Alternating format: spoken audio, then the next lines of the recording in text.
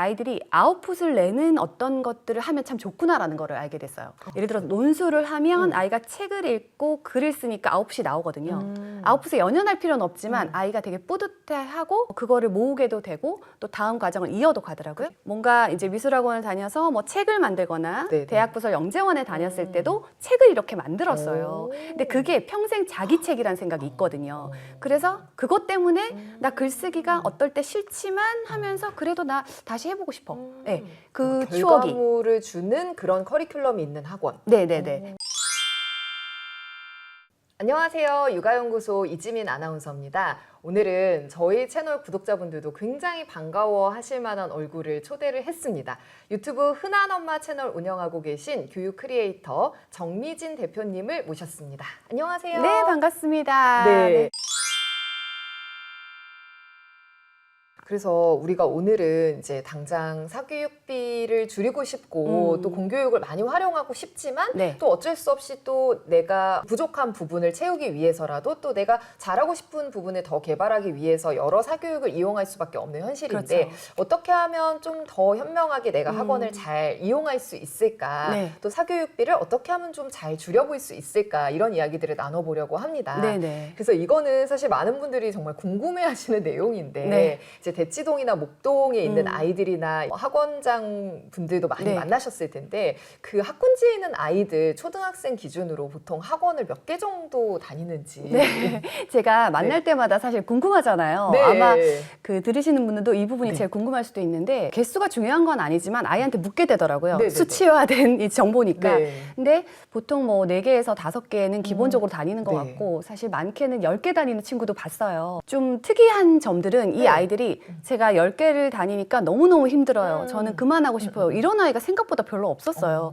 그게 굉장히 신기했어요. 그래서 제가 뭐 국영수를 하는데 추가적으로 저는 수영도 배우고 뭐도 하고 뭐도 하고 이렇게 얘기를 하더라고요.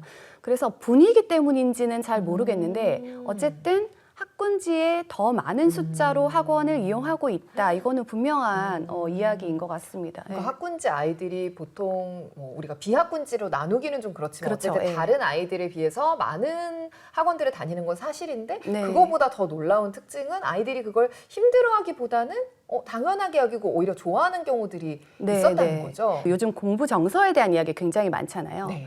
이게 공부 정서가 될 수도 있고 예체능을 하면 뭐 피아노에 대한 뭐 이제 예체능 정서가 될 네네. 수도 있고 뭐 이런 건데 아이가 어떤 자세로 이걸 받아들이냐에 따라서 양이 달라지는 것 같다는 생각을 많이 하거든요. 그래서 아이가 기쁘게 이걸 할 수 있으면 해 나가는 것 같아요. 그리고 특히 본인의 재능이 수학을 시켰는데 똑같이 시켜도 빨리 잘하는 아이가 있고 속도를 천천히 해야 되는 아이가 있거든요. 그래서 빨리 잘하는 아이는 양적으로 당연히 많이 할 수 있어요.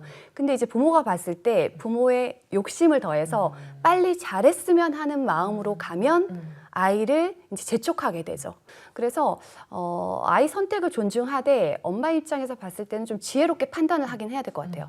억지로 계속 밀어붙여서 하는 것들은 언젠가 이제 아이한테 번아웃이 오거나 아니면 아이가 정말 이제 너무 힘들어서 엄마한테 다른 반항을 하거나 이런 부분들이 생겨요. 근데 육체적으로도 감당이 되고 정신적으로 뭐 숙제 양으로도 모든 것들이 감당이 되면서 이렇게 하면 아이가 또 이제 만족감을 느끼면서 또 꽤 오래 유지를 하기도 하거든요. 네. 그래서 저는 너무 공감이 되고 그 예전부터 들었던 이야기가 아이들이 뭐 학원을 하거나 뭘 할 때 너무 힘들어하면 그만두거나 또 바꿔줘야 된다 이런 이야기여서 네네. 저희 큰애가 태권도를 하는데 어느 순간이 되니까 자기는 너무 힘들고 하기 싫고 못 가겠다는 거예요. 그래서 네. 이제 남편한테 이제 그만두자 못하겠대라고 하니까 이제 남편이 아니 처음 시작해서 힘들 수도 있지 무조건 검은 띠까지는 가야지 시작을 했으면 끝을 봐야지 무슨 얘기냐라고 해서 또 제가 약간 팔랑팔랑하면서 그런가 하면서 시켰는데 네. 딱 그 시기를 지나가니까 그때부터는 또 너무 좋아하면서 네. 이제 검은띠 따는 거 기다리고 있거든요. 네, 그래서 네. 처음에 남편이 얘기했던 끝을 향해 지금 가고 있고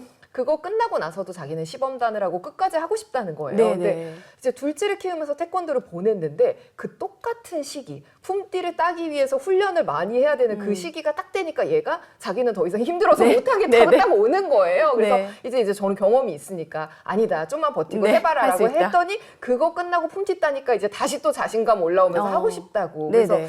그때 생각한 게 우리가 이제 보통 아이가 힘들어하면 이런 식으로 해줘야 된다라고 말은 하지만 그거를 아는 게 어쩌면 좀 힘든 건 아닐까? 네. 이 아이가 정말 끊어줘야 될 때와 아니면은 조금 더 우리가 힘들지만 이겨내면 더 좋은 성과를 얻을 수 있을 때 그걸 어떻게 구별하면 좋을까라는 생각이 들더라고요. 그러니까 그게 사실은 아이마다도 다르고 과목마다도 다르고 네. 아이의 지금 취미나 네. 관심 뭐 네. 또는 성향에 따라서도 너무 다 달라서 이거는 기준화된 게 없어요. 제가 만날 때마다 들었던 생각은 모두 다 다르구나였어요. 그래도 부모가 시행착오를 좀 덜하고 현명하게 판단을 하고 싶긴 하잖아요. 저는 아이가 쌍둥이다 보니까 같은 학년이니까 인지발달 똑같고 네. 좋아하겠지 이렇게 또 생각하고 쌍둥이잖아요. 네, 그래서 똑같은 학원에 처음에 네. 넣었어요. 네네. 그랬더니 좀 지나니까 알게 되더라고요. 아, 이 친구는 이걸 오래 할 수 없구나. 비교가 빨리 된 거죠. 이 친구는 오래 할 수 있구나. 논술을 딸아이는 3년 정도 좀 넘게 하고 아들은 한 1년 정도 하고 아, 이제 나는 못 다녀. 이렇게 했어요. 근데 이제 딸이 3년 정도 하고 그만뒀을 때 하는 소리가 이제 그만하고 싶어 해서 그만했는데 시간이 조금 더 지나고 한 6개월이 지났는데 다시 가고 싶다는 거예요. 이 아이는 그거에 계속 관심이 있는 거예요. 그 당시에는 아까 슬럼프처럼 힘들었지만 생각해보니까 나는 그게 좋았던 거죠.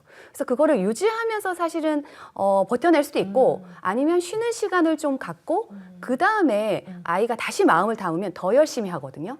그렇게 해도 되니까 그 계속 이어가는 과정에 대한 부담도 좀 내려놓으시면 좋겠고 대신 하면 그래도 좀 끈기 있게 오래 하면 성과가 나는 거는 분명한 것 같습니다. 네. 어떤 과목이든 어떤 네, 종목이든. 네, 네.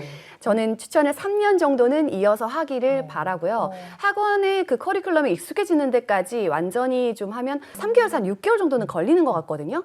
그래서 아이가 숙제 양도 좀 감당이 되고 학원 돌아가는 상황도 좀 파악하고 학교에서도 한 학기 정도는 해야 아이가 좀 익숙해지잖아요.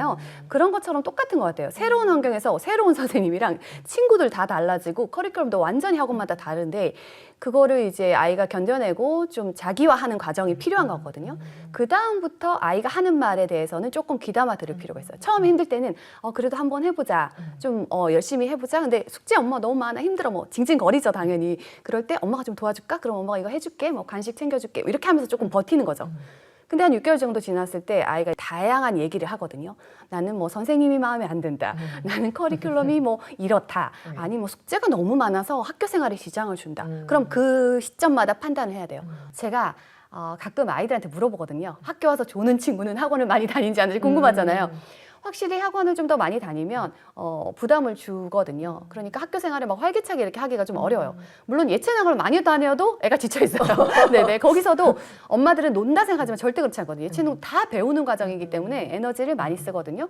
이야기를 들으면서 물론 일란성 쌍둥이겠지만 쌍둥이조차 이렇게 다른데 하물며 형제 자매는 얼마나 다를 그쵸, 것이며 예. 남의 아이와 내 아이는 상황이며 성격이며 모든 것이 얼마나 다를까 그쵸. 싶어요. 그때 정말 아이랑 대화도 많이 해보고 잘 관찰하면서 현명하게 판단하는 게 중요할 것 같다는 생각이 네, 드네요. 네, 네. 네. 사실 우리가 사교육을 할 때 종류가 좀 다양하잖아요. 네. 말씀하신 대로 대형 학원도 있고 공부방 형태의 소그룹 학원들도 있고 또 과외도 있고 그쵸. 이런 각각의 것들의 장단점이 어떻게 될까요? 제가 채널을 통해서 공부를 하다 보니까 네. 굉장히 많은 사교육을 사실 경험했어요. 맞아요. 아이가 인강도 둘이기 때문에 네. 더 빠르게 경험한 것도 있고 또 트래킹을 하기 위해서 많이 이제 살펴보기도 했는데요. 대형 학원은 확실히 커리큘럼이 검증된 학원의 경우에는 탄탄하거든요.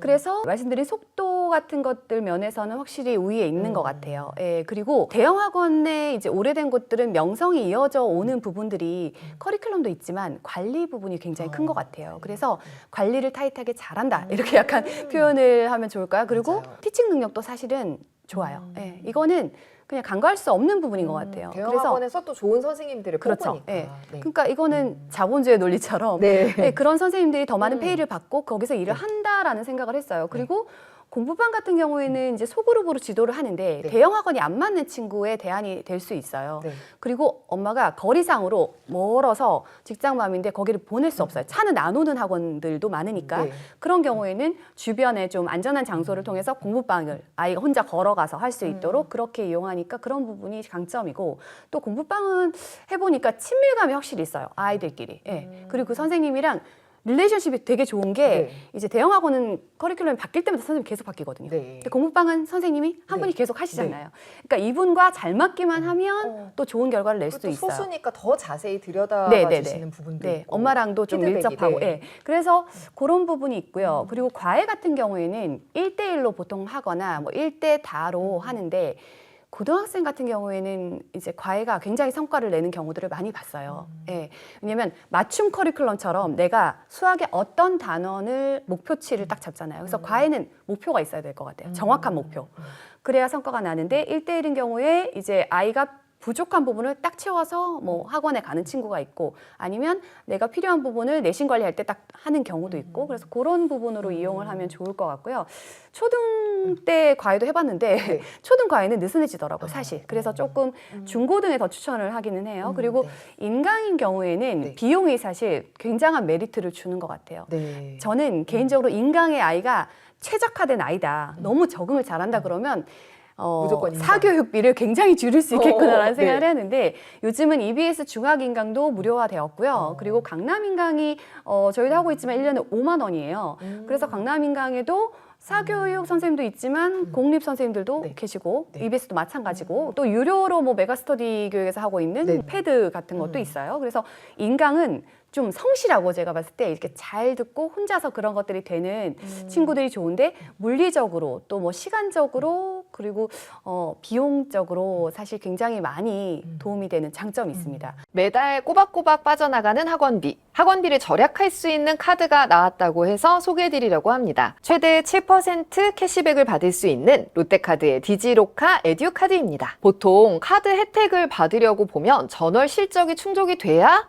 캐시백 혜택을 받을 수 있는 경우들이 있는데 이 카드는 지난달 실적이 없어도 되더라고요. 이번 달 이용 금액이 50만 원 이상 100만 원 미만이면 학원, 유치원 결제 금액에 3% 캐시백을 받아서 최대 3만 원까지 돌려받을 수 있고요. 이번 달 이용 금액이 100만 원 이상이면 학원, 유치원 결제 금액에 7% 캐시백을 받아서 최대 5만 원까지 돌려받을 수 있습니다. 캐시백 혜택 외에도 국내 가맹점에서 5만 원 이상 결제 시 전월 실적 조건 없이 2, 3개월 무이자 할부 혜택까지 받을 수 있습니다. 다만 캐시백 혜택과 동시 적용은 되지 않습니다. 갈수록 부담되는 아이들 학원비 피할 수 없다면 롯데카드의 디지로카 에듀카드로 조금이라도 똑똑하게 아껴보세요.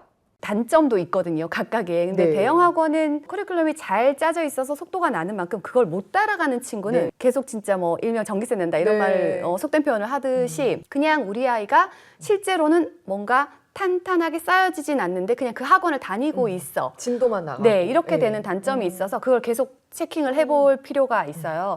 그리고 공부방의 경우에는 이제 진도가 학원만큼 빠르게 못 나가잖아요. 강제성도 조금 떨어져요. 그래서 아이 개개별로 맞춤형으로 진행되다 보니까 네. 조금 힘들어하는 부분에서 시간을 더 쓰고 그래서 맞아요. 장점이 되긴 하는데 대형 학원보다는 네. 조금 느슨하죠. 느슨하죠. 근데 네. 잘 가르치는 분도 물론 있어요. 네, 있지만 그게 이제 아이의 연령에 따라서 선택을 좀 달리하고 내 아이 성향도 보고 공부방에 맞는 아이가 그걸 하면 또 성과가 나거든요. 네. 그래서 좀 진도 부분은 체크를 해줘야 될 것 같고 개인의 티칭 능력이 사실 있는 부분이라서 티칭과 관리 능력을 같이 보시되 검증된 분의 공부방을 찾아가는 게 좀 중요합니다. 그리고 과외는 사실 초등은 개인적으로 조금 지향이에요.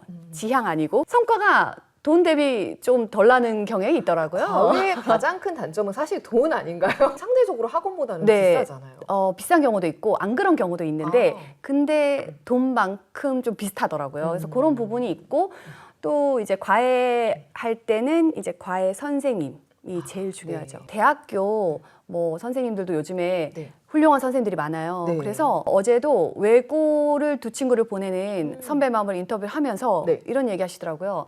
의외로 스카이 면접 준비를 하는데 스카이 출신의 그냥 대학생, 대학원생 그런 친구들 과외를 하는데도 효과가 괜찮다는 거예요. 그러니까 그 면접 대비 전문 학원들보다도 최근에 면접을 치른 그 학생들이 더 많은 것들을 알고 있고 잘 가르쳐줬다는 거죠. 이제 그룹 수업을 하는데 그 친구한테 굉장히 잘 맞나 봐요. 네. 그 부분이. 그래서 꼼꼼하게 체크도 해주고 학원 같은 경우에는 약간 이제 5회 뭐 이런 식으로 한대요. 근데 이거는 조금 더 긴 호흡을 가지고 천천히 알려주는 그런 분들을 찾았다고 하더라고요. 그래서 과외 같은 경우에는 좀 아이의 아까 목적성을 딱 두고 그거에 필요에 맞춰서 경험이 있는 분을 찾으면 또 효과를 낼 수 수 있는 것 네네네. 같다는 생각이 듭니다. 지나고 나니까 좀 이거는 정말 잘했다 싶은 사교육 네. 또 이건 정말 좀 후회된다. 네. 나 같은 사람 없었으면 좋겠다 하는 사교육 있나요?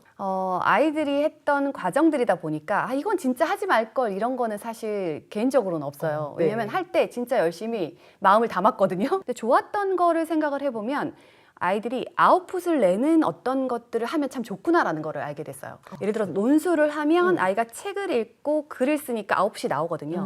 아웃풋에 연연할 필요는 없지만 아이가 되게 뿌듯해하고 그거를 모으게도 되고 또 다음 과정을 이어도 가더라고요. 그게 아이가 뿌듯한 건가요? 아니면 엄마 둘 다 뿌듯해요. 네, 둘 다 뿌듯해요. 아이도 뿌듯하나요? 네네네. 아웃풋이 있을 때도? 그러니까 뭔가 이제 미술학원을 다녀서 뭐 책을 만들거나 네네. 대학부설 영재원에 다녔을 때도 책을 이렇게 만들었어요. 오. 근데 그게 평생 자기 책이라는 생각이 있거든요. 그래서 그것 때문에 나 글쓰기가 어떨 때 싫지만 하면서 그래도 나 다시 해보고 싶어. 네, 그 추억이. 결과물을 주는 그런 커리큘럼이 있는 학원. 네네네. 그래서 그런 것들인데 초등에는 특히 뮤지컬 같은 거를 배워도 좋고 수행평가에 다 이어져요 사실. 연구보고서, 뭐 탐구보고서부터 모든 과목의 수행이 다 쓰는 것들로 많이 이루어져 있고 실제 발표하고 PPT 만들고 뭐 이런 걸 하거든요. 그러니까 표현할 수 있는 어떤 것들을 배우는 연습을 하면 좋겠다 그런 생각을 많이 했어요. 꼭 이렇게 글을 써서 이렇게 딱 종이로 있는 또 아니더라도, 아웃풋이나 네. 아니면 성적표가 아니더라도 네, 네. 뮤지컬 같은 것도 그쵸, 어쨌든 퍼포먼스로 나오잖아요. 1년에 네. 한 번 공연을 하고 그쵸. 이제 그거 자체가 경험으로 네, 남으니까 네, 네. 그런 면에서도 아웃풋이라고 볼 수가 네, 있겠네요. 그럼요. 그렇게 하면 아이가 그 과정에서 굉장히 많은 걸 배우고 네네. 그리고 저는 단체 활동을 꼭 해봤으면 좋겠습니다. 네. 네. 아이가 어떤 단체에든 포함돼서 거기서 같이 뭔가 코워크해서 이렇게 나가는 과정 있잖아요. 지금 코워크 굉장히 중요하다 뭐 이런 얘기를 많이 해도 실제로는 입시로 넘어가면 이제 경쟁적이 될 수밖에 없거든요. 근데 그거를 초등학교 때는 충분히 많이 할 수 있어요. 네. 중등까지도 절대평가기 때문에 친구들 도와가면서 같이 공부 잘해서 같이 A받자 할 수 있거든요. 네네. 그래서 단체로 뭔가 학교 생활에 했을 때 들어가는 단체 활동들 아니면 어디 대회에 나가는데 같이 해가지고 발명 대회 같이 나간다든지 어쨌든 같이 하면서 할 수 있는 것들의 경험들을 방학 때도 캠프도 다니고 뭐 이렇게 많이 쌓아주시면 좋을 것 같습니다. 그 아웃풋 얘기하셨을 때 생각이 난 건데 지금 저희 아이가 줄넘기 사교육을 하고 있어요. 네. 줄넘기 학원에 다니는데 저는 처음에 뭐 줄넘기를 배우러 가나 뭐 이런 우리 세대는 그런 생각이 네. 있잖아요. 그랬는데 거기에 이제 급수를 따는 게 네, 있는 거예요. 맞아요. 네. 이게 급수 따는 게 있다 보니까 이것도 일종의 어떻게 보면 아웃풋이죠. 네. 애가 이제 너무 그게 재밌고 네. 목표를 하나하나 달성하는 게 좋다 보니까 너무너무 좋아하고 자기가 좋아하니까 성과도 좋고 또 특히나 급수 따는 걸 잘하고 싶다고 학교 방과후로 줄넘기를 신청해달라 그래서 사교육에서 잘하기 위해서 지금 공교육을 네. 따로 신청해서 네네 또 하고 받고 있거든요. 네네. 그래서 이 아웃풋이라는 거를 조금 넓게 생각해서 조금 그런 것들이 있으면 부모님도 좀 만족스럽고 아이도 또 결과물을 확인하니까 더 좀 열심히 하는 계기가 될 수도 있을 네네. 것 같아요. 굉장히 중요한 포인트를 말씀하셨는데 아이 입장에서는 사교육과 공교육을 나누지 않거든요. 네네네. 네, 그래서 학교에서 이걸 하면 배드민턴은 학교가 잘하니까 그냥 학교에서 배우고 네네네. 네, 친구들이랑 또 반 친구랑 같이 하고 싶은 거기 아이 기준에서 바라보면 진짜 좋은 것 같아요. 그래서 어떤 사람들은 줄넘기까지 그런 걸 해야 돼 이럴 수 있지만 네네네. 이 아이한테는 굉장히 중요한 거거든요. 네. 그래서 줄넘기를 하면 키도 사실 키우기 때문에 좋은 점들이 많은데 그거에 목표의식을 가져서 그걸 하면 네. 다른 거 할 때도 그렇게 해요. 아이가 공부할 때도 네. 이 단계들을 아이가 어떻게 밟아서 올라가는지를 배웠기 때문에 똑같이 하기 때문에 제가 봤을 때 의미 없는 교육은 없다라는 생각이 듭니다. 그래서 저희가 때로는 사교육에 대해서 좀 나도 모르는 편견을 가질 때가 있잖아요. 그렇죠. 근데 줄넘기 학원도 그 예인 것 같아요. 줄넘기 학원이라고 하면 이제 초등학교 들어가기 전에 엄마들이 좀 웃거든요. 그게 네. 뭐 수행평가 잘하기 위해서냐라고 하는데 네. 막상 해보니까 프로그램도 너무 좋고 아이도 네. 좋아하고 또 키도 실제로 많이 컸어요. 줄넘기 학원 홍보는 아니지만 네, 어찌됐건 그런 거를 저도 이제 이 학원 경험을 네. 통해서 네. 느끼게 됐었거든요. 학원에서는 사실은 작은 소재나 그런 주제들도 돈을 벌어야 되는 곳이잖아요. 그러니까 커리큘럼 잘 짤 수밖에 없어요. 잘 짜고 최선을 다해서 가르칠 네. 수밖에 없어요. 그래야 유지가 되니까요.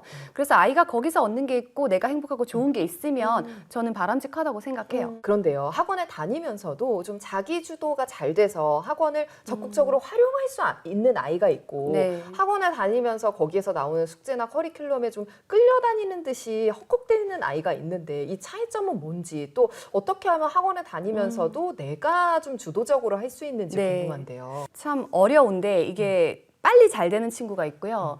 천천히 오래 걸리는 친구가 있어요. 근데 계속 하게 하면 가능하다고 저는 생각을 하는데 그 자기주도성이 아이가 직접 해보지 않는 이상은 절대로 생기지 않는 것 같아요. 학원을 적절히 아이 입장에서도 이렇게 이용을 하면서 내가 하면 돼라는 걸 알아야 되거든요.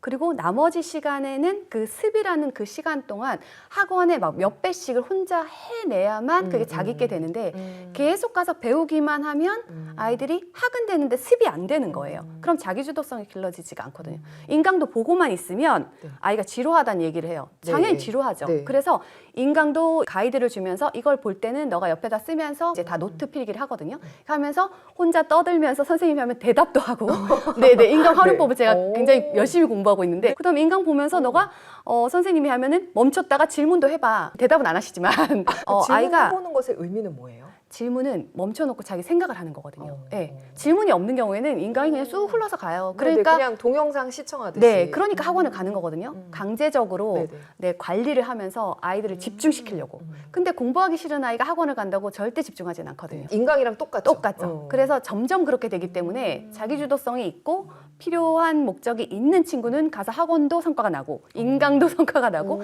혼자 공부를 해도 성과가 나요. 그래서 나머지 많은 사교육은 적절히 이용한다. 아이도 그런 마음을 가지고 나한테 맞는 거를 그 과목만 다니고 나머지 시간에는 시간을 철저하게 나눠서 자기주도 학습을 내가 해본다. 그러면 성적이 안 나올 때도 있거든요. 근데 그걸 해봐야 돼요. 특히 저는 중학교 때 많이 해봤으면 좋겠어요. 그래서 아이가 어떤 과목은 요 정도 했더니 이거 A 못 봤네, C도 나오네, B도 나오네 이렇게 해야 요 정도는 더 해야 내가 그래서 메타인지도 더 생기고 하는 것 같거든요. 주도성을 주는 게 진짜 어려운데요. 엄마들이 많이 하고 싶어 하거든요. 왜냐면 미래가 보이니까 저렇게 해서는 안 될 것 같으니까. 하면서도 또 불안해서 그냥 두지 놔두고 못하죠. 기다려주기는 또 걱정되고 네, 두 가지 마음인 것 같아요. 네, 그래서 그거를 엄마가 어느 정도 끌고 가기는 해야 돼요. 가이드를 처음에는 모르니까 학원도 좀 알려주고 이런 데도 데려가보고 이렇게 하다가 어느 시점이 되면 계속 아이가 스스로 할 수 있도록. 그래서 아이가 기출 문제가 있었는데 얘기를 안 해줬어요. 알고 있었는데 중학교 때. 그래서 아이가 엄마 학교 홈피에 가면 기출문제가 있대. 친구들이 하고 있는데 왜 난 안 알려줬어? 이러더라고요. 그래서 모른 척하면서 그래 그럼 이제 출력해 줄까? 하니까 출력해 달라고 하더라고요. 그래서 출력을 3번 해달라고 하더라고요. 3번 풀어봐야 된다고. 이게 아이가 출력해 달라고 해서 받은 거랑 내가 이거 해! 하는 거랑 완전히 다르잖아요, 결과가. 그래서 초등 고학년부터는 주도성을 계속 넘겨주는 역할을 해야 되고 부모가 힘들지만 기다리고 참아야 되고 그리고 아이가 시행착오를 계속 겪으면서 발전적으로 아이가 그런 학습이 되도록 하면 학원 이용도 스스로 어느 정도 해야 되는지 알게 돼요. 네. 네네. 제가 오늘 이렇게 모시면서 너무 좋았던 게 아이들이 이제 중학생이 됐잖아요. 네. 그래서 초등 시기를 이미 다 보내본 선배맘이시기 때문에 저희 구독자분들이 초등학생 학부모님들이 많으셔서 네. 내가 초등맘으로 다시 돌아간다면 초등 학부모가 된다면 다시 뭐 하고 싶은 것 아니면 꼭 좀 당부하고 싶은 것 이런 것들 한번 얘기해 주시면 좋을 것 같아요. 네, 일단 초등으로 다시 돌아가고 싶지는 않아요. 네. 아마 왜요? 아니 고등 부모님을 만났을 때 제가 이거 질문 여쭤보니까 안 돌아가고 싶다니까 그 과정을 그래요? 다시 다 겪는 게 너무 엄청난 거예요. 그래서 오. 초등에 행복했거든요. 일단 첫 번째 떠올리면 초등 시기에 행복했으면 좋겠어요.